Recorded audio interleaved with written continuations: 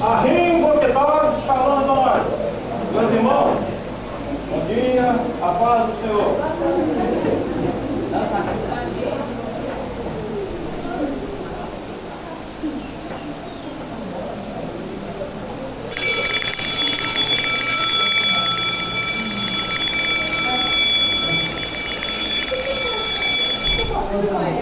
Meus alunos, boquetões, Ana.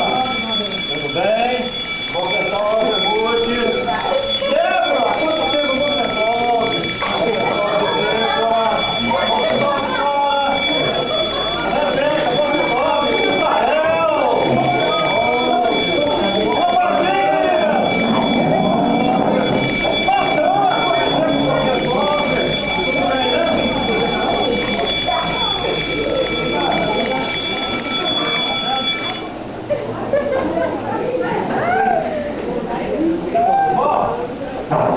Meus alunos e alunas, graças ao grande Yahvé, Deus de Israel, chegamos ao fim de mais um trimestre.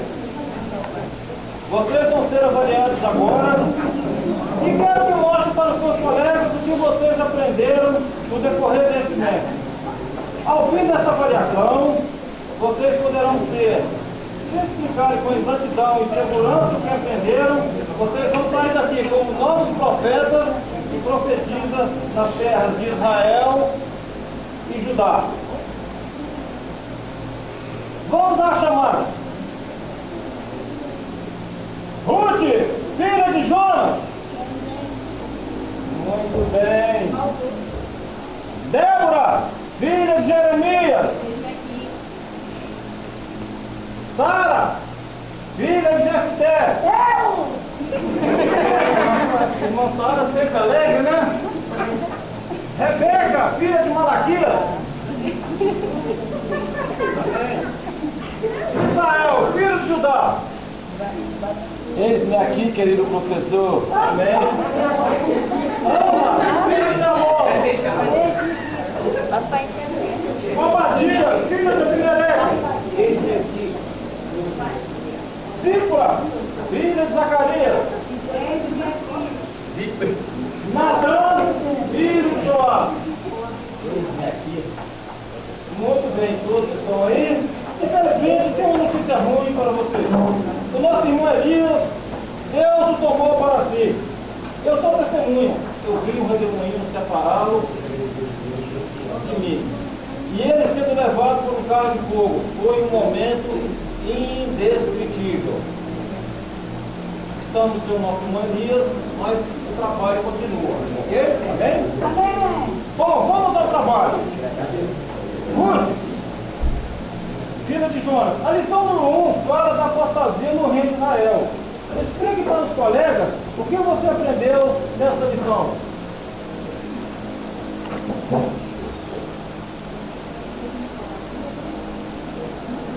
Então, eu aprendi, né, no livro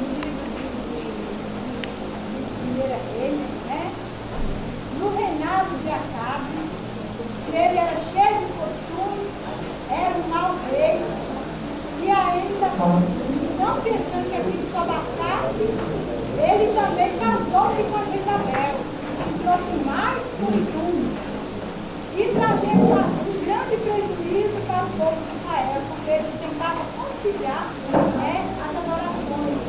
Queria que o povo israelita adorasse Baal, né?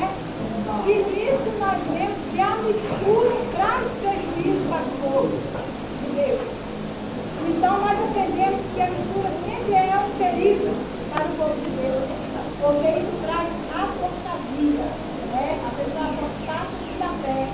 Porque através da heresia, você então perde a fé, porque você fica cocheando em dois pensamentos. E nós aprendemos que a apostasia da fé é preciso para nós mesmos.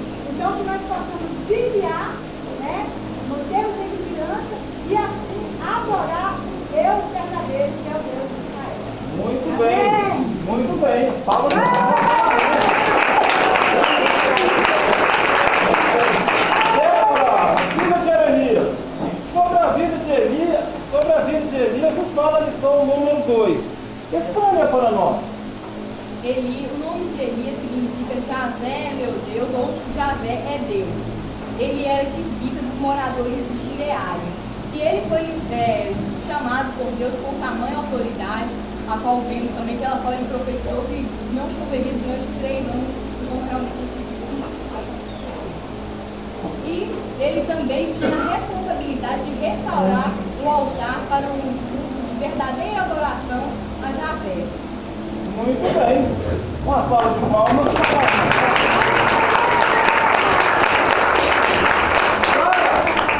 Filha de Jefté, por que você aprendeu a lição número 3?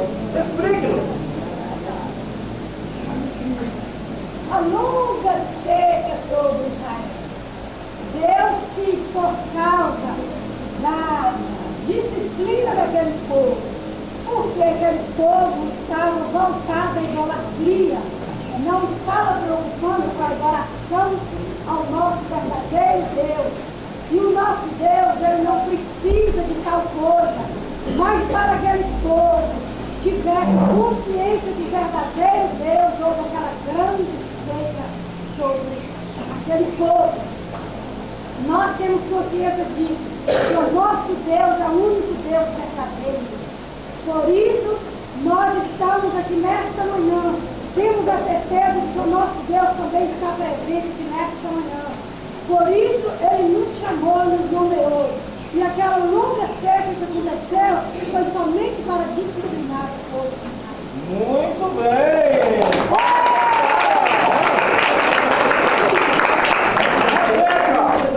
Filha de Malaquias, na lição número 4, foi estudado sobre o combate. Esmiúça para nós tudo o que aconteceu nesse duelo e que houve um vencedor. Eu aprendi que na época de Acabe e Jezabel, o povo estava adorando a falsos deuses. E o povo ficava clamando que esses deuses fizessem sinais e maravilhas, que fizessem descer fogo do céu, mas eles nada faziam, porque eram deuses falsos, impostos por Acabe e Jezabel. Então Elias se colocou diante de Deus como servo, orou ao Senhor e pediu ao Senhor que fizesse descer fogo do céu.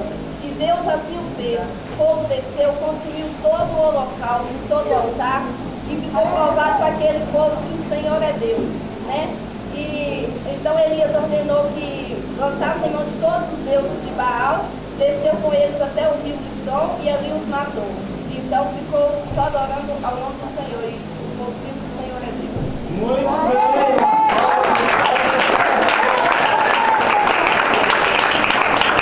Israel, filho de Judá, quando o homem de Deus entrar em depressão, a lição número 5 fala disso.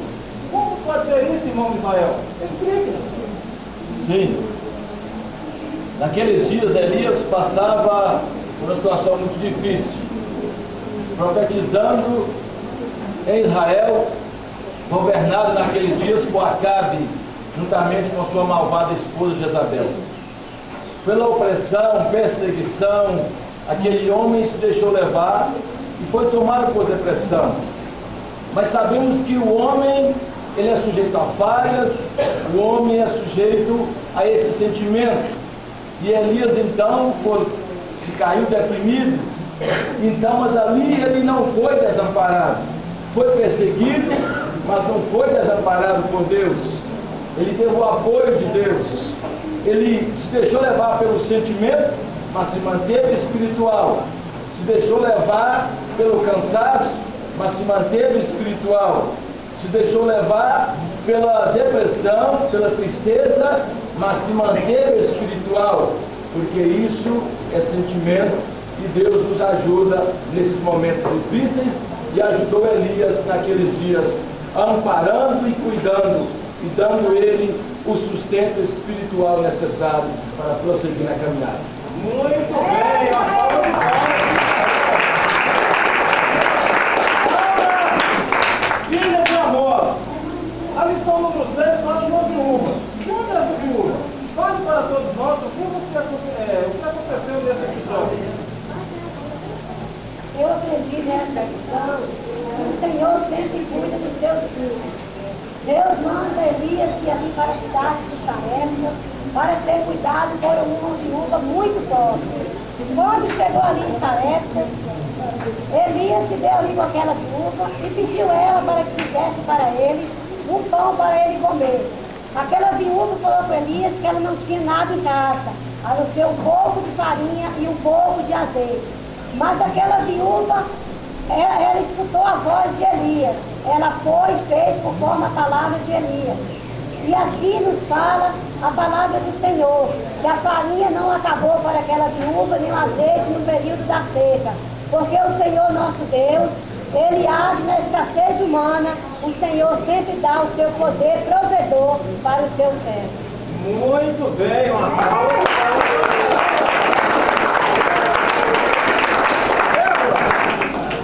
Jeremias, a lição número 7 traz a vida na voz. Como isso aconteceu?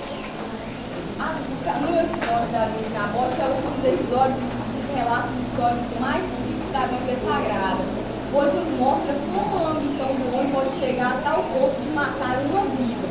E também nos mostra que o governo humano ele não é perfeito. Sempre haverá imperfeições, mas ainda virá aquele que governará com o juízo e que realmente deixará a paz reinar sobre a terra. Muito bem, uma salva de palmas. Filho de Abimeleque, fala sobre o legado de Elias, pois eu vou estudar na lição número 8. Shalom, Adonai. Shalom. Nós aprendemos o legado de Elias, que Elias foi um grande profeta, notado no homem, que deixou uma história muito grande, mesmo vivendo muitas das vezes refugiado em lugares distantes, muitas vezes no governo de Querias, muitas vezes na capital de Seré, mas era um homem que deixou uma história muito linda.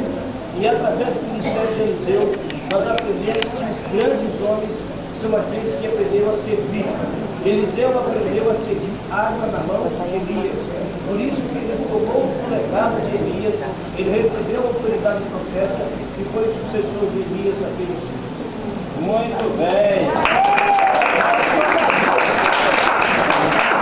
Rebeca, filha de Malaquias. Detalhe do estudo sobre a lição número 9. Elias no monte da transfiguração.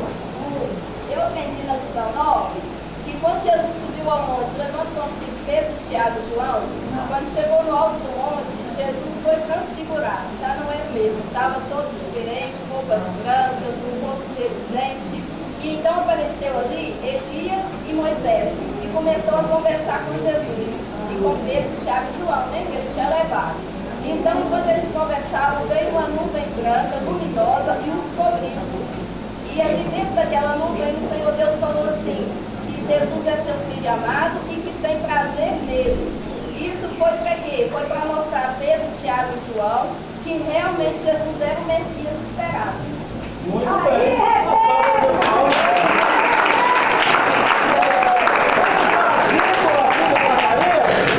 A Zíbora está escondidinha ali.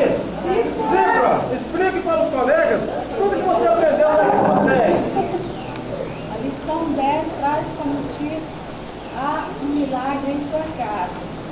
Eu aprendi nessa lição a respeito de uma mulher ao qual era casada, tinha 2 filhos, mas seu marido havia morrido, lhe deixando dívidas a pagar. E ela não tinha condições para quitar as dívidas.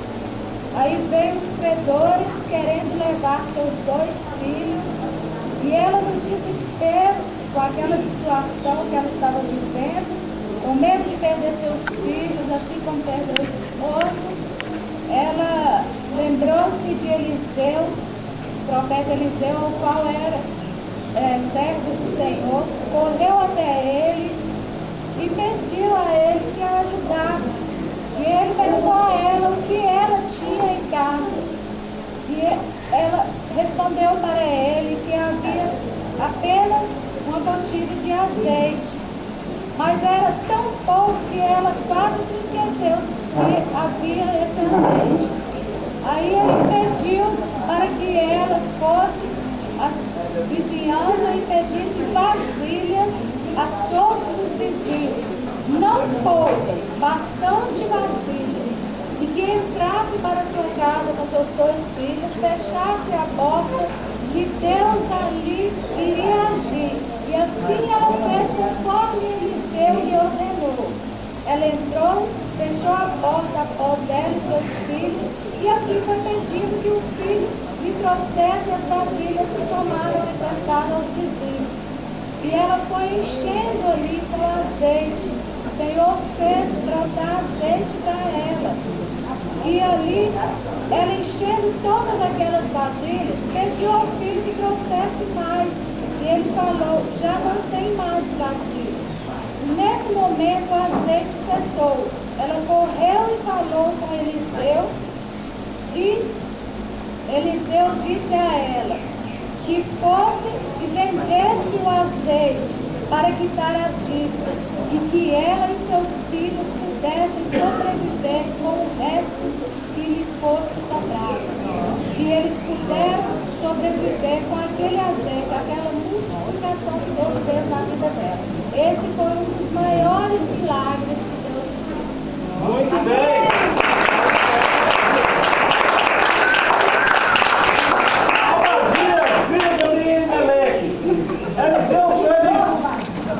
O nome de Deus, Israel, vários milagres. Conforme você pegou a lição do 11, explique para os seus colegas como é esse milagre. Shalom, Adonai. Shalom. Na lição de número 11, nós aprendemos sobre os milagres de Eliseu. Entre os muitos milagres de Eliseu, nós vamos citar aqui o milagre da cura de Naamã. Naamã, o general da Síria, descobriu que a sua saúde estava sendo debilitada. Acabava dias após dia, pois ele tinha uma doença na pele e ia consumir sua pele. E aquilo estava deixando ele muito triste, deprimido. Mas dos cativos que foram do reino do norte para sua casa, foi uma mocinha, uma jovem, que falou nos corredores: ah, se meu Senhor conhecesse o nome de Deus que tem na Israel, ele oraria e restauraria a sua vida.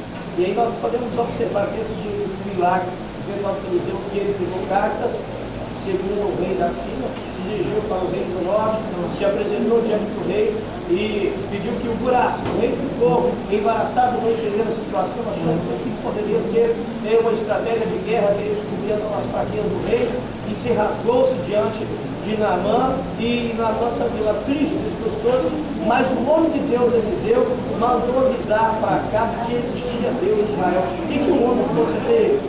E a Bíblia fala que quando aquele moço chegou ali, diante aonde estava o profeta Eliseu, ele falou com Geazi, Senhor, vai lá e fala que Naamã para mergulhar 7 vezes, e depois que a lepra será restaurada. E ele ficou indignado com aquilo, porque ele era um general, que queria ser bem recebido, ele queria ter todas as honras do general.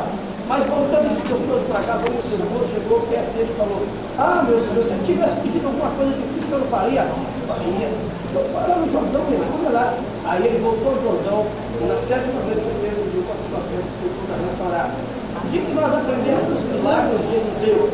Que os milagres efetuados pela vida de Eliseu não foi para poder a glorificação dele, não foi para endeusar ele, mas foi para provar para Israel que existia profeta, que existia homem de Deus de Israel.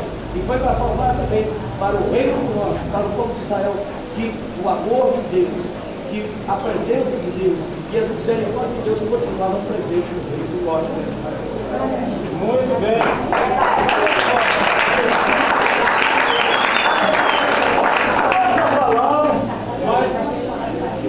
Natan, filho de Joás.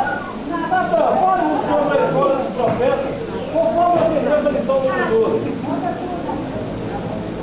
Se nós podemos perceber e aprender com as histórias dos profetas naquele tempo, que essas histórias não só serviam para aprender as coisas espirituais, mas também uma convivência com a sociedade secular daquele tempo.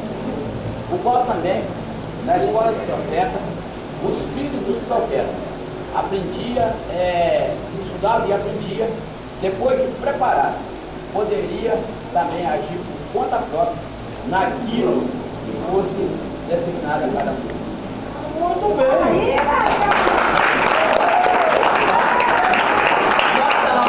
Para terminar com chave de ouro, nosso irmão Misael, filho de Dá, como todo mortal, exceto Enoque, e o meu grande mestre Elias, todos vão morrer, a lição 13 fala justamente disso, a morte de Eliseu. Explore para todos nós o que você pode subtrair dessa lição. Vamos subtrair que Eliseu, nos seus dias finais, aproximadamente aos 80 anos, Eliseu foi tomado por enfermidade, e que essa enfermidade que causava sofrimento. Pude aprender que na velhice também podemos ser usados, e que a doença, por mais que ela nos traga sofrimento, ela muitas vezes ela vem no intuito de nos engrandecer, no intuito de nos ensinar que somos falhos, somos sujeitos às doenças, somos sujeitos ao sofrimento, somos sujeitos às consequências do enfraquecimento da carne, sujeito do denegrimento da carne, porque a carne é falha, é como a árvore que nasce, cresce, floresce, desfalece e morre.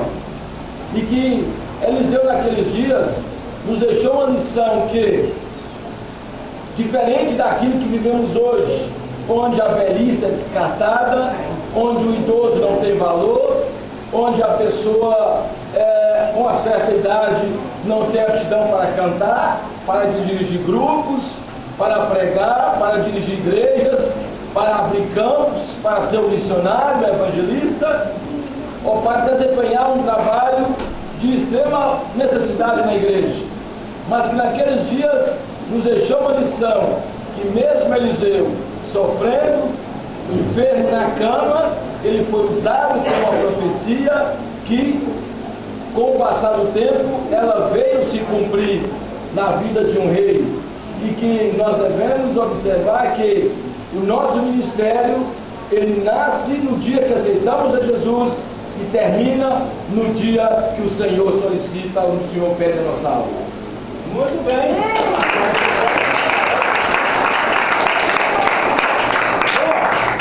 Todos vocês aprenderam direitinho, também explicaram com muita peculiaridade a aprendizagem desse método. A partir de hoje vocês são os novos profetas, profetisas,